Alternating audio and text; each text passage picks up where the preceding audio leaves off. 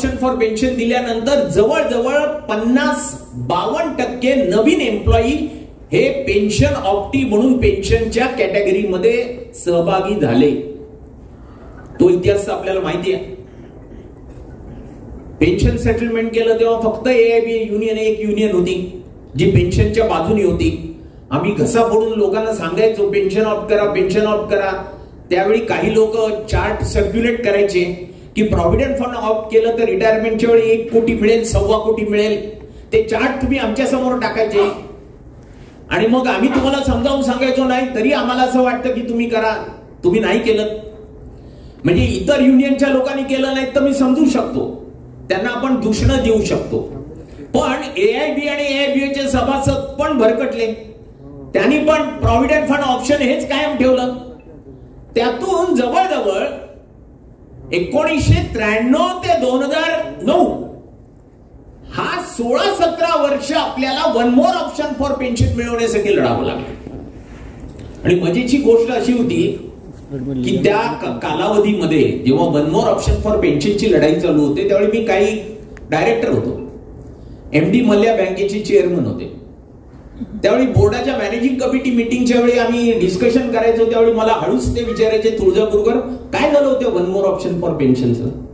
तर मी म्हटलं चालू आहे, तुम्हाला काय वाटतं होईल का. म्हटलं नक्की होईल, पण केव्हा होईल हे मी सांगू शकत नाही. मग मी त्यांना विचारलं तुम्ही काय एवढं इन्क्विजिटिव्हनेसने विचारताय. ते म्हणायचे तुळजापूरकर मी पण प्रॉव्हिडंट फंड ऑप्टी आहे.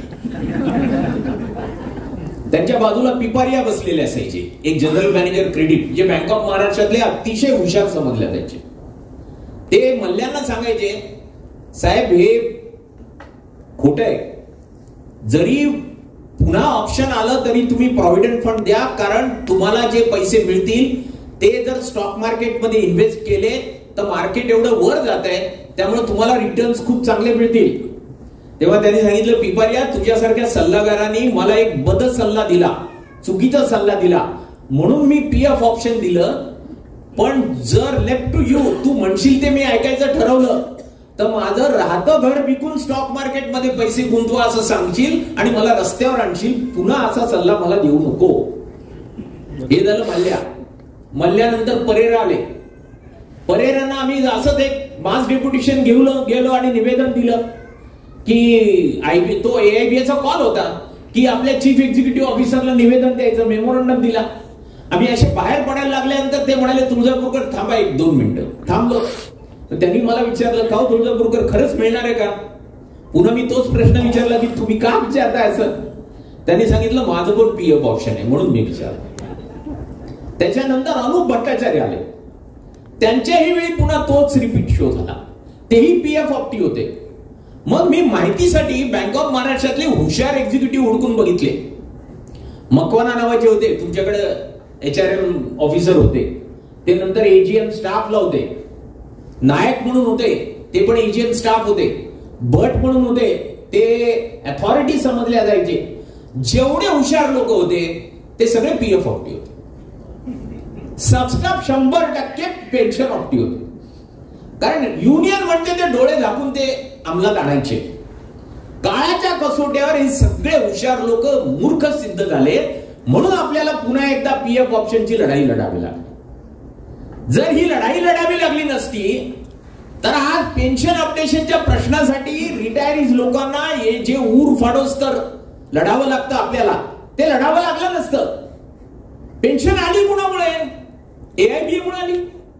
त्यावेळी तर सगळे विरोधात होते. फक्त आणि फक्त एआयबी मुळे पेन्शन आली.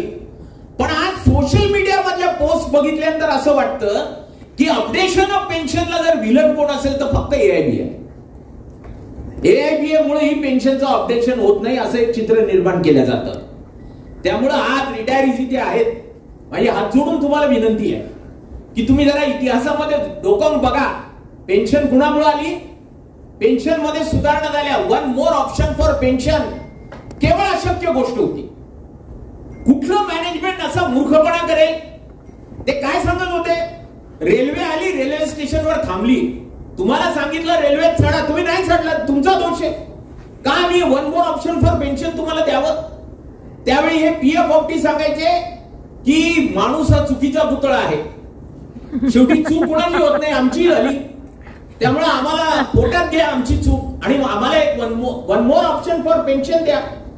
जेव्हा एबीएनी या प्रश्नामध्ये हात घातला शेवटी तेव्हा हा प्रश्न निकालात निघाला आणि अशक्यप्राय वाटणारं one more option for pension हे बँकिंग इंडस्ट्रीमध्ये लागू झालं. हे विसरू नका. हे लागू झाल्यामुळे डीए बेसिक मध्ये मर्ज केल्यानंतर जे लोड पूर्वी आपल्याला 10% मिळायचं ते 3%वर आलं. मग पेस्लिप कॉम्पोनंट मध्ये इन्क्रीज हा मिळत असताना बँकर्स हात आखडता घ्यायला लागले. बँकर्सनी सांगितलं की आम्ही तुम्हाला डीए देतो पण अशा कॉलम मध्ये आम्ही राईज देणार नाही which will attract superannuation benefit. मग त्यातून स्पेशल अलाउन्स आला. आता आपण सगळे जुने लोक तर माहिती आहेत. Allowance attract performance of duty आणि स्पेशल अलाउन्स असा आहे की ज्याला काहीच ड्युटी नाहीये. आहे काय ड्युटी स्पेशल अलाउन्स?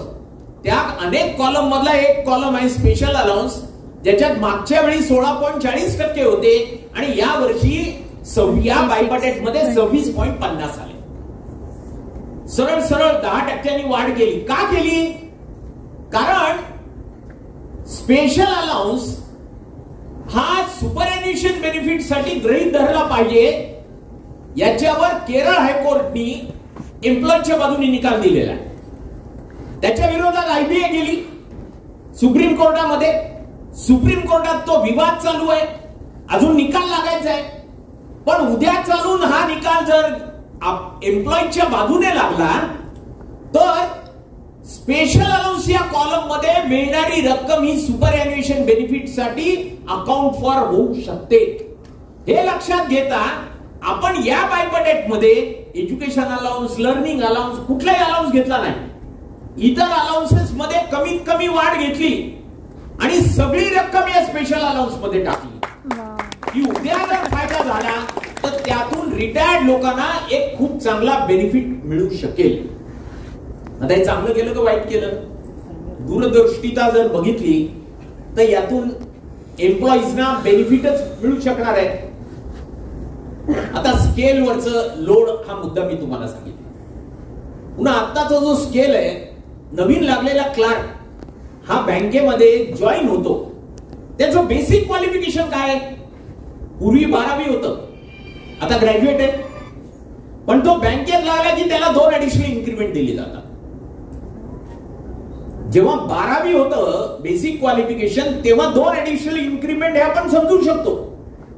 पण आता ग्रॅज्युएशन हे जेव्हा मिनिमम क्वालिफिकेशन आहे तर मग 2 ऍडिशनल इन्क्रीमेंट कशासाठी? यावेळी बँकर्सनी त्यांच्या डिमांड टाकली होती की आता इथून पुढे हे 2 ऍडिशनल इन्क्रीमेंट देणं बंद केलं पाहिजे. आम्ही त्यांना सांगितलं हो सगळा इतिहास उघडून बघा. एखादी गोष्ट चालू केलेली कधी विड्रॉ झालेली माहितीये बँकेमध्ये त्यामुळे ते विड्रॉ करता येणार नाही. ते चालू ठेवावे लागते. म्हणजे आज नवीन लागलेला क्लार्क हा डायरेक्टली 3ऱ्या स्टेजवर लागतो. हा झाला एक भाग.